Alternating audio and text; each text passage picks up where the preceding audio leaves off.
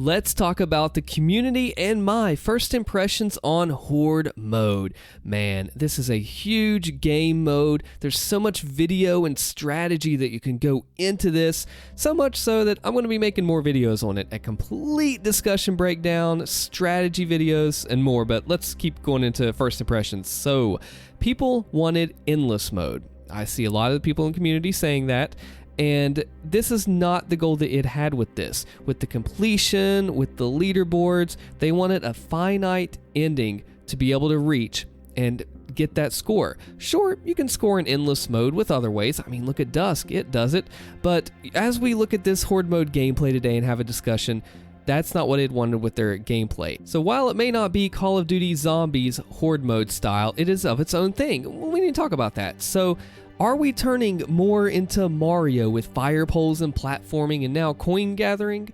No. Horde mode asks something different of the player, and I'll talk about that here in just a minute. Stick around for that. Now, my first run did feel a little long, but on the flip side, you have to remember, I take a little while on things, taking my time, not rushing, chatting on stream with everyone that was there. We had quite a lot of people. It was pretty cool. And I just wanted to enjoy the process, just like I was advising on my other videos, if you've seen those.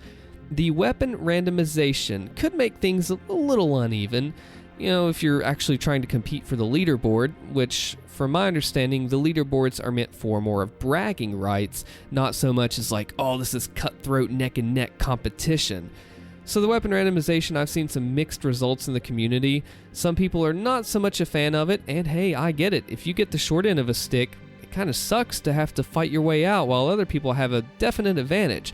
I do think the early weapons will matter for your score, especially with the onslaughts, because they give you either a good loadout or a bad one. It's not like the end of the world. It's not a make or break. A good player is going to be a good, skilled player with or without the loadout, but there is no denying it definitely helps not getting precision bolt, not getting ballista, super shotgun at the very, very end. My first run, I got, of course, combat shotgun. I had plasma, then SSG. Rocket was my actual last one, which was okay. It's not too bad.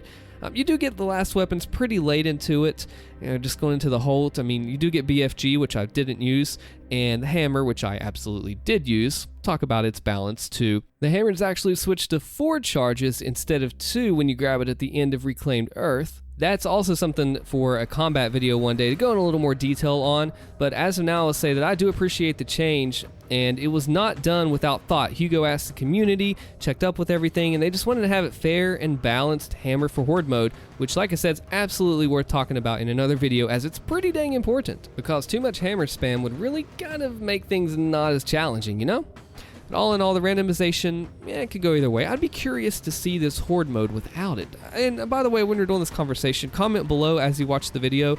Let me know your thoughts on the different things, edit your comment, and we'll talk about it. It's a good conversation piece. So, yeah, that's the weapon randomization. Now, the combat itself.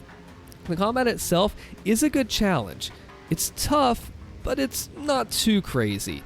From what I've heard, the master level at the end, final sin at the beginning, not bad. I lost 1 life in Cultist Base at the very start. I got cornered and died, but had smooth sailing for the rest of it. But as I said, I don't think that Horde mode is meant to be strictly just combat. And I'll touch on this more on strategy videos whenever those come out. But I at least want to do first impressions. And the thing is, the secret lies in Horde mode. I'm going to tell you the secret. Get ready. Are you listening? Here's the secret. We'll talk about this more too, that the mastery of the coin traversal rounds, as well as learning the blitz rounds and how to maximize bonuses and stack them. Game the points system, as Hugo has said. Definitely something we'll go into more later, for sure. So subscribe if you're into that.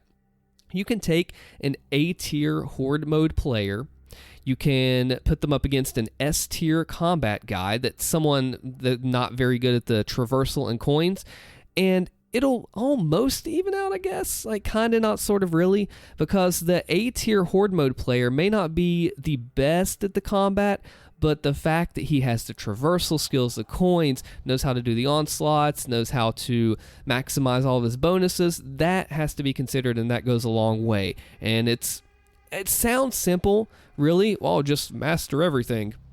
And some of the traversal rounds are a little bit easier than others, but It's a little deeper than that, and you will see when we talk about strategy videos in the future.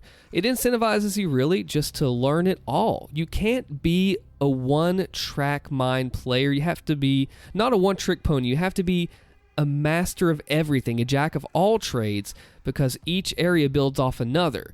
And I would recommend, not using your BFG if you want that bonus, keeping your extra lives. Everything that you're rewarded with, it just all comes together. You can't just run one thing. Its goal, it seems like with this, is to be able to create an arcade-style play.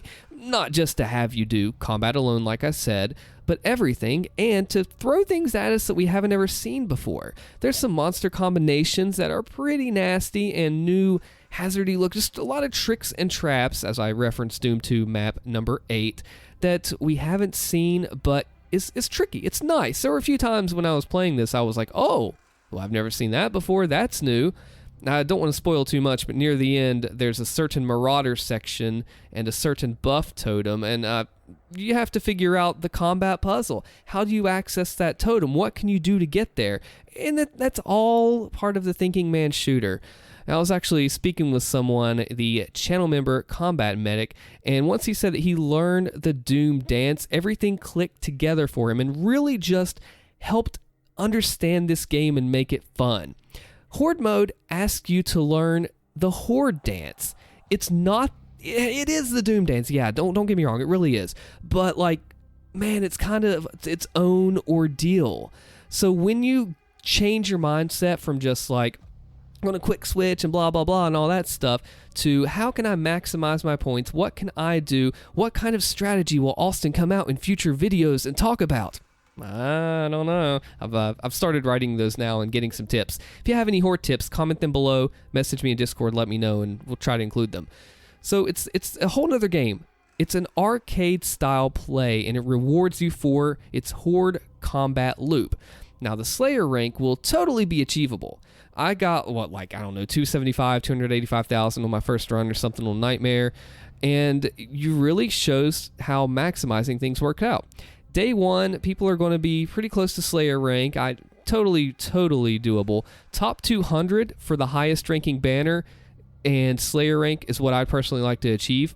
I imagine you have to do it each season to keep up with that, but either way, those are good goals. Whenever we first saw the Horde mode stream, it was only 1 and 2 had the top there, but man, I'll tell you what, 200, get that sight. You find a goal that you want to hit. It doesn't have to be the top 200. There are several different ways and banners that you can get. If your goal is top 1,000, shoot for that and go beyond that. This is something that's cool about Horde. Screw the leaderboards in the competitive sense and make them a personal competition. When I used to do powerlifting, I wasn't that great, but I had personal goals. And that's what Doom and that have in common, is that we push for our own goals and we help each other along the way with it. So find your own goal in Horde, go for that, but don't just put a ceiling on yourself and cap and think I can only get to 1,000. That's as good as I am. You're going to surprise yourself. I see it time and again. So the S tier players, like I said, they're the ones that we see up near the rank 1 on day 1, and I think we'll find more people as time goes on that when they learn that Horde dance, they really will start to find themselves climbing up the rank. They're going to start to see their score ascend, and then they might surprise themselves. They might be like, wow, day 1, I would have never expected to get 100,000 points more than now. It's just because you learn what the game asks of you. It's what we've been doing ever since Doom Eternal came out, man. Ever since March 20th, 2020, we've been asked to learn this Doom dance, and now we're learning it in a different form in Horde mode. And ultimately, you're going to be rewarded for learning that, pushing yourself, and putting time into this mode. Whether it takes you 45 minutes, an hour and a half to beat it, you keep coming back, you learn, you don't make bad mistakes, you make good mistakes. You drill in those bad habits, you're just going to keep hitting a wall. Learn from the community, figure out the good things to do, band together. It's a team effort to help each other with strategies, so be sure to do that, and you will definitely be able to push yourself in Horde, and we'll talk about it more in the future too. Click the join button below and become a channel member. You get some cool posts and access behind the scenes, all that, emotes, badges. My name is Austin. Thank you so much for watching. See you next time.